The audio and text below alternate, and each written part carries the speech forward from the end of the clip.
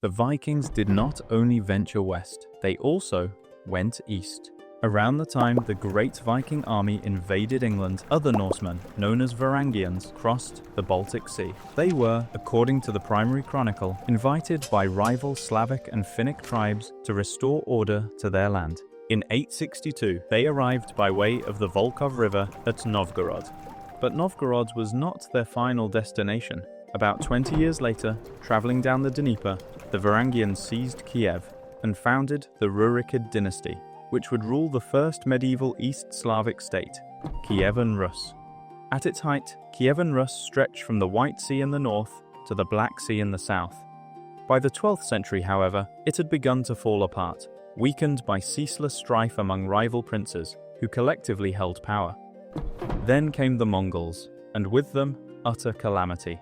The Mongols devastated Kyivan Rus, crushing its armies, breaching its defenses, burning its cities, slaughtering or enslaving entire populations. Some of its great centers, Kiev most of all, would never fully recover. The collapse of Kyivan Rus created a power vacuum that Lithuania would later fill, though not right away. When Kiev was sacked by the Mongols in 1240, the Lithuanian state was still in its early making. At the start of the 13th century, to the Holy Roman Empire, it was little more than a name for distant pagan lands in the northeast, governed by tribes and small local dukes. And in part, that was true, though it was not a primitive clan-based society either. By 1219 at the latest, there already existed a Lithuanian land confederation, a kind of half-formed quasi-state, in which supreme power was held by 5 high dukes, whose names you now see on the screen. After Dausprungus died, sometime before 1235, leadership of the family passed to his younger brother, Mindaugas. The exact course of his rise to power is, due to the lack of surviving sources, hard to trace. Yet this much is plain: he was ambitious, clever, and ruthless. He had need to be.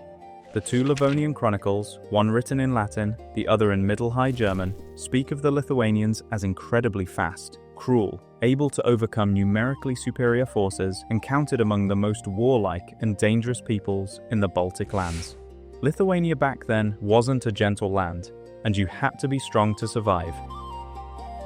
Through cunning, deception, and force, Mindaugas eliminated, expelled, killed, or subordinated rival Lithuanian dukes and brought them under his authority. By 1238, Mindaugas had become the mightiest lord in Lithuania and become Grand Duke.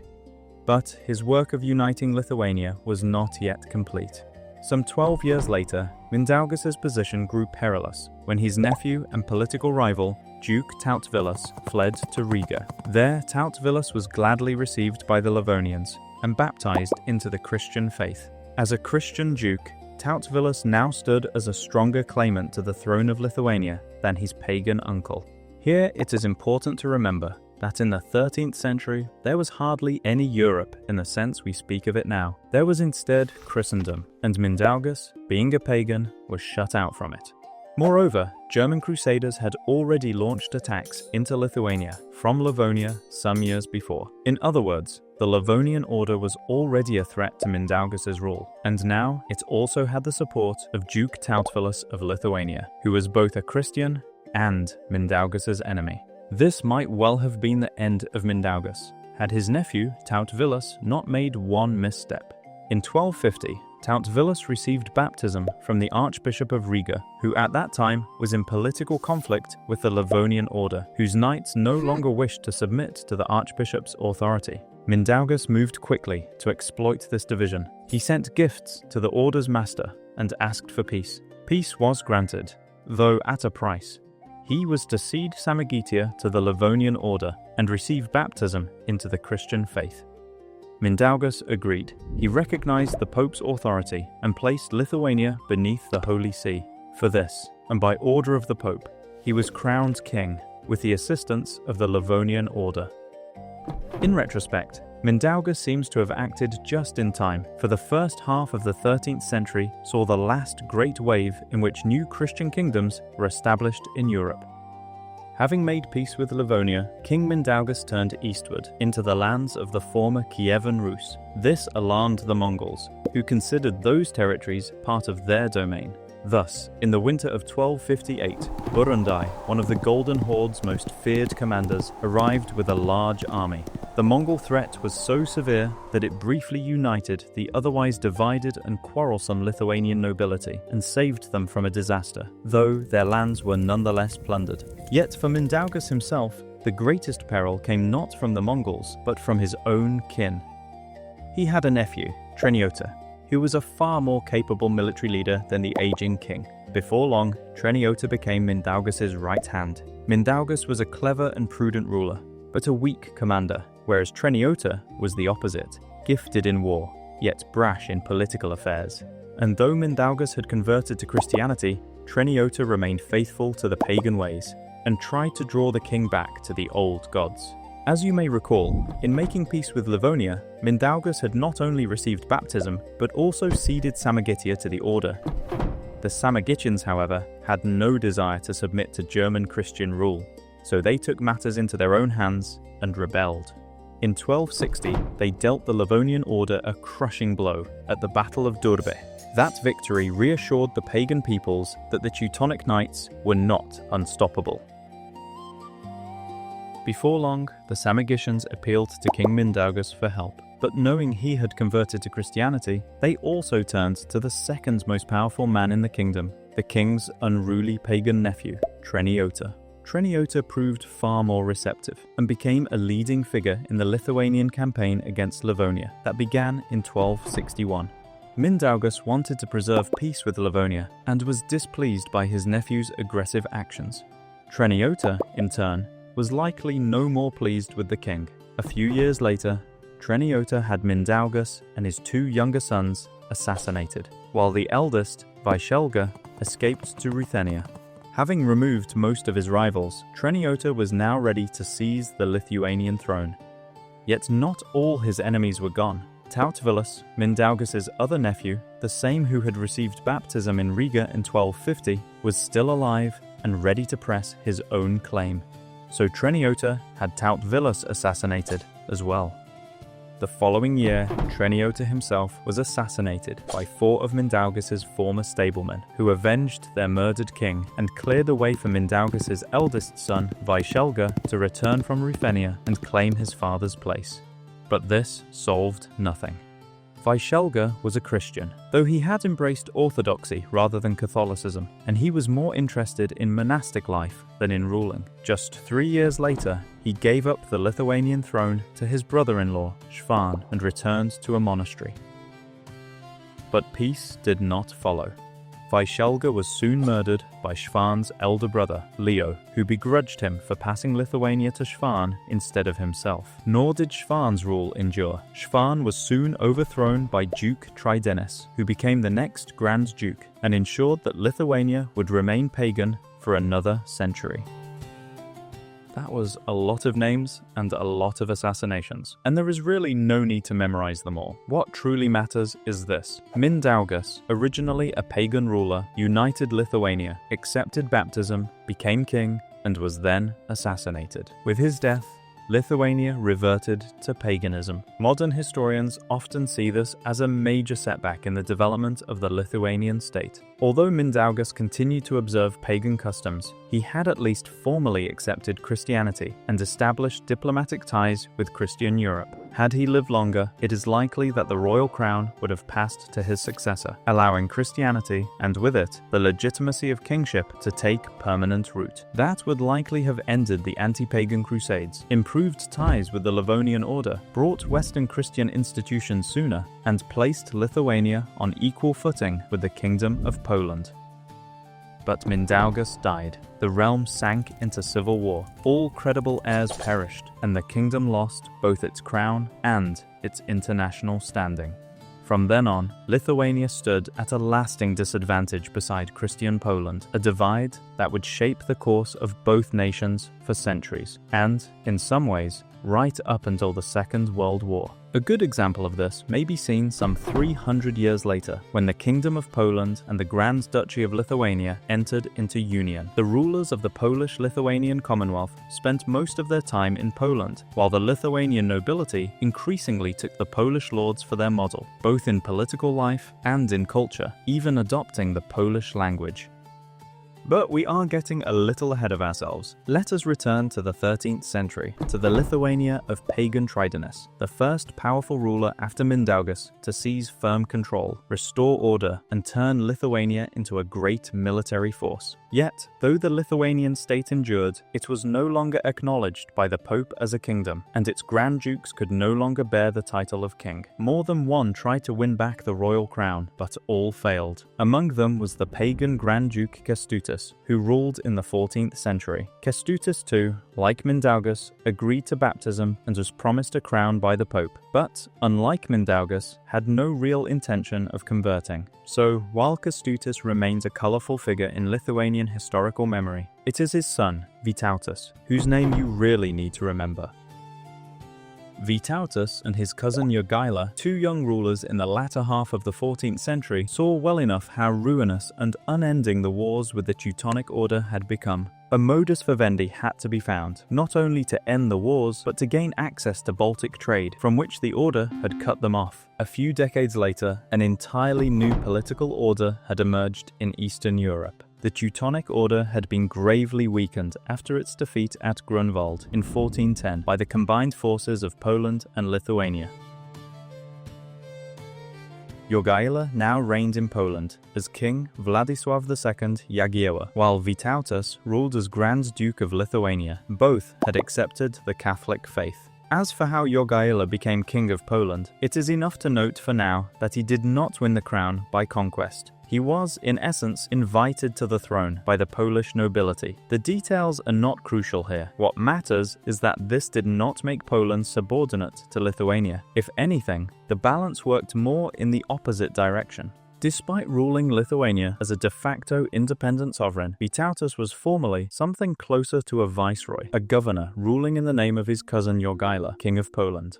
In 1422, Lithuania made peace and entered into fairly friendly relations with the Teutonic order, while the quarrel between the Knights and Poland still remained unresolved. With their common enemy gone, relations between Vytautas and Jogaila began to cool. Prior to that, the two had consulted one another before every major decision. But once the Teutonic danger in the west had been removed for Lithuania, Vytautas lost interest in Polish concerns and turned instead to the east, where he made great gains. Poland and Lithuania remained allies, of course, but Vytautas was talented, ambitious, and unwilling to remain the junior partner in the Polish-Lithuanian alliance. Vytautas wanted more power, and before long, an opportunity presented itself. The Czech Hussite nobles offered him the crown of Bohemia, seeking an alternative to the unpopular Sigismund of Luxembourg, King of Germany and future Holy Roman Emperor. Yet Vytautas, with his usual caution, did not take the title for himself. He knew well that such a move would provoke the Pope and much of anti-Hussite Catholic Europe, whose favour he was careful to preserve.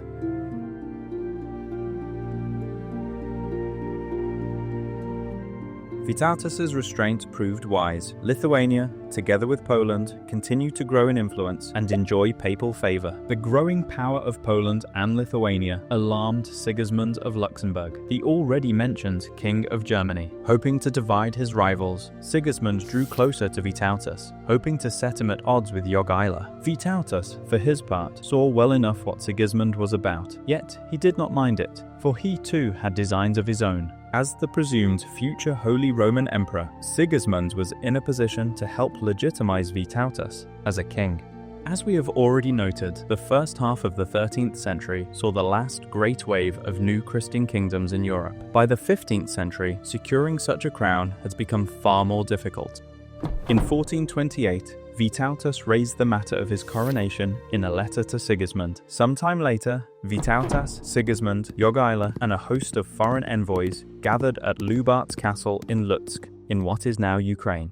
There they first discussed the Hussite question, until Sigismund suddenly proposed that Vytautas be crowned king. Vytautas, for his part, feigns pleased surprise. Jogaila was actually not against it either. Vytautas had no sons, whereas Jogaila had 2. Thus, after Vytautas' death, he might hope to place one son upon the Polish throne and the other upon that of Lithuania, making both his sons kings. Yet Jogaila, though king of Poland, did not rule alone. The Polish delegation that had come with him, made up of powerful nobles and churchmen, firmly rejected the plan, for they had no wish to see Poland lose its superior place in the Polish-Lithuanian Union. They argued that the making of Lithuania into a kingdom would violate earlier treaties. Lithuania, as we have discussed, was meant to remain the junior partner, not an equal realm. Some of the Polish lords even threatened Vytautas with war, should he proclaim a Lithuanian kingdom.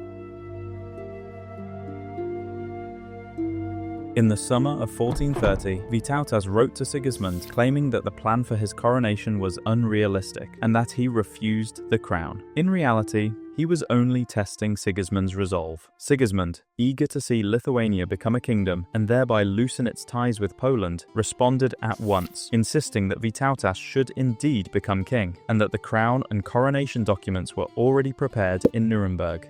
That was enough for Vytautas to make his final decision. As Sigismund sent the crown and documents to Lithuania, Vytautas invited the Grand Prince of Moscow, the Grand Master of the Teutonic Order, the Khan of the Golden Horde, and many Lithuanian and Ruthenian dukes. For the coronation to be fully legitimate, it had to be witnessed by other rulers. But Sigismund was mistaken in thinking the Poles, who knew of the scheme between him and Vytautas, would not dare lay hands upon an imperial embassy. The crown and the documents were sent through Poland, but the Polish guards stopped the delegation and seized the charters. A few further attempts were made, yet the Poles thwarted those as well. They were determined. Vytautas was not to touch that crown.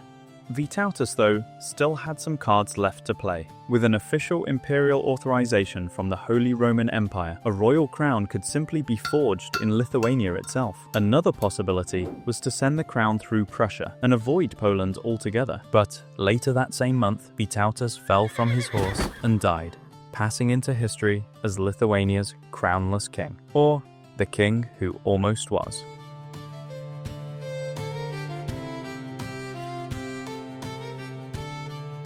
Interestingly, Vytautas may not have been aware that little more than a century before his birth, there had already existed a short-lived Lithuanian kingdom with a real king, for he never tried to use that precedent for his own coronation. Yet this remains open to debate. In 1413, during a dispute over Samagitia, the Teutonic Order reminded both Jogaila and Vytautas that there had once been a Lithuanian king who granted Samagitia to the order. The cousins replied that it was hard to prove whether this Mindaugas had ever existed at all, and that, if he had, he was likely only some petty duke, unrelated to their own line, and thus no rightful ruler of Lithuania. Were they merely saying what suited their cause in the Samagitan dispute, or were they unaware of that earlier Lithuanian kingdom?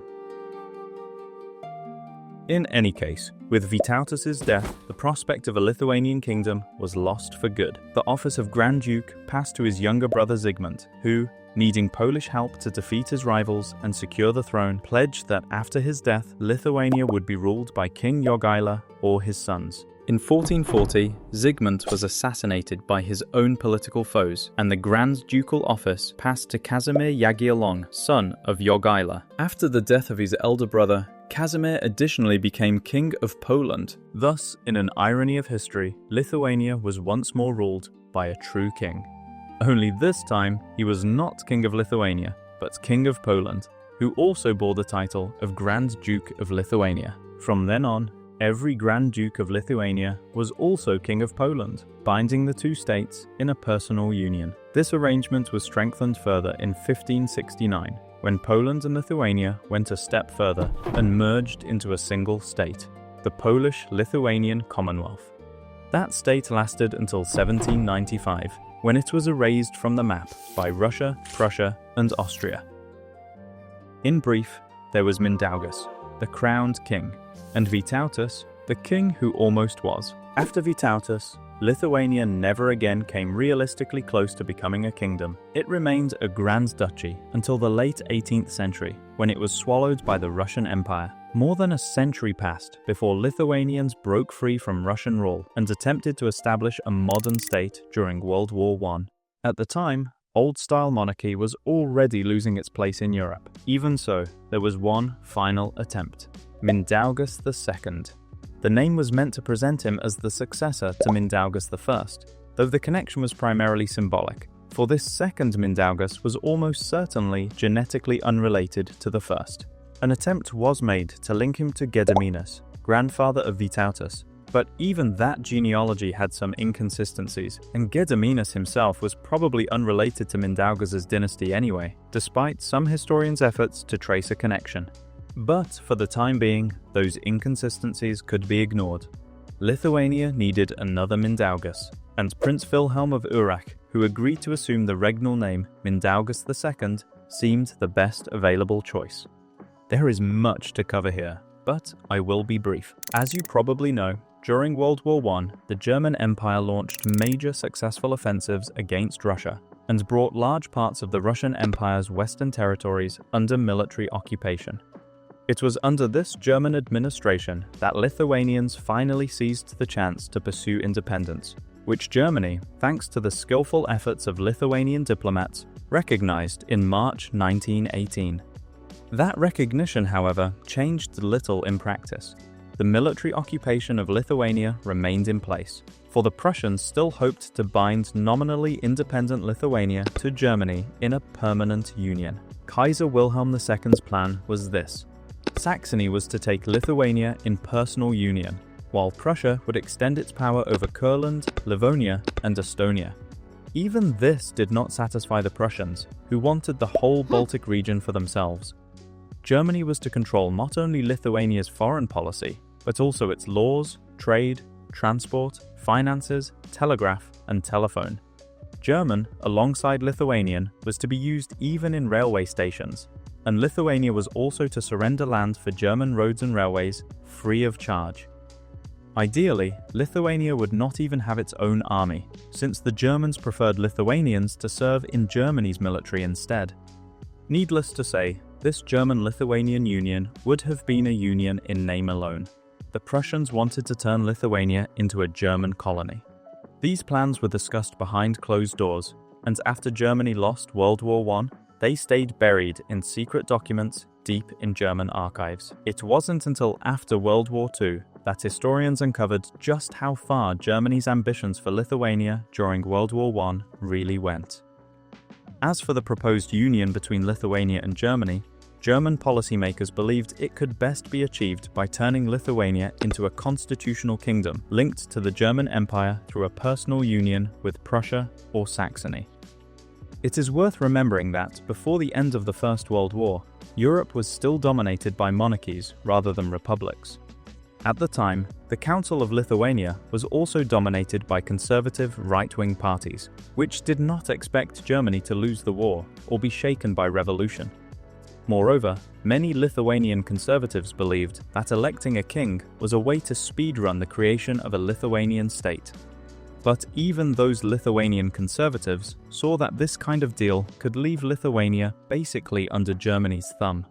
So, to get ahead of that, the council decided to choose its own king and set the constitutional terms themselves. German historian Gerd Linder wrote that the new king couldn't really come from inside Lithuania. The old magnate families still had a strong Polish-Lithuanian identity and hoped to revive some version of the old Polish-Lithuanian Commonwealth. That didn't appeal to Lithuanian nationalists, who wanted an ethnic Lithuanian nation-state and mostly came from peasant backgrounds. In reality, Janusz Radziwiłł, a Polish nobleman of a princely family of Lithuanian origin, was, for a brief time, considered a fitting candidate, but ultimately it was decided that if the king was to command prestige and recognition across Europe, he must come from the West. Accordingly, the Council of Lithuania considered several candidates: the Swedish Prince Karl, the Spanish Infante Alfonso, Jaime de Bourbon, Duke of Madrid, Archduke Wilhelm of Austria, and the German Prince Wilhelm von Urach. In the end, they chose Wilhelm von Urach and gave him the name Mindaugas II. There were sound tactical reasons for this choice. At the time, the crown of the short-lived World War I Kingdom of Poland was being considered for Duke Albrecht, who was also from the House of Württemberg. The idea was that if both Lithuania and Poland had Württemberg rulers, that dynastic link might help improve relations between the two countries, which had reached an impasse. Poland regarded Lithuania as an inseparable part of the Polish state it hoped to restore. Moreover, Wilhelm von Urach was excluded from succession in Württemberg, meaning he could not become Württemberg's king.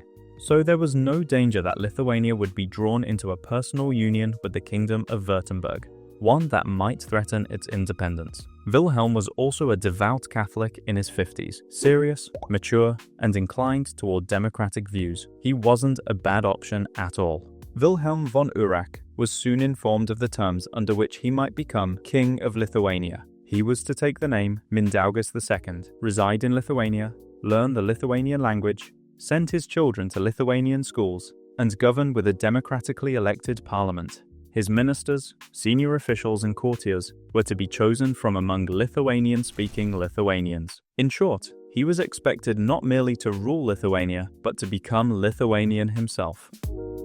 Wilhelm accepted these conditions and soon became a firm supporter of a fully independent Lithuanian state. The Prussians weren't happy about that. The German press warned that, as a Catholic, Wilhelm might pull Lithuania closer to the rising Polish state, creating a split between Lithuania and Germany. The Prussian plan found greater favor. Lithuania was to be bound directly to Prussia, not left as an independent kingdom.